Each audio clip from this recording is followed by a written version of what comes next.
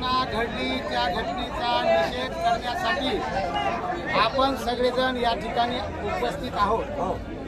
आपण शिकलेले, चांगल्या घरात जन्माला आलेले, चांगल्या संस्कृतीतले सगळे आपण आहोत। यानंतर आपल्या नेत्याच्या विरोधामध्ये, मग तो कोणी असो, त्याच्या विरोधामध्ये कोणीही पोस्ट टाकू नये ही पहिली विनंती। जिंतूरचा असेल, सगळ्या समाजाचा असेल, अशा पोस्ट टाकू नका।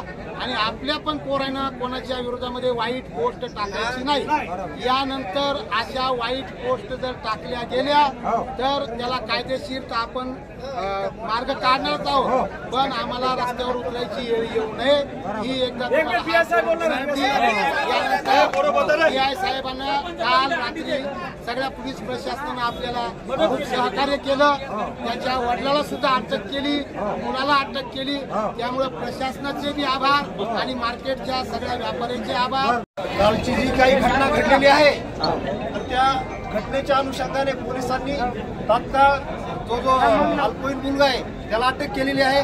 त्याचा जो पालक आहे म्हणजे वडील, ज्याच्या नावावर मोबाईल आहे, तर त्याच्या वडिलाला बी अटक केलेली आहे।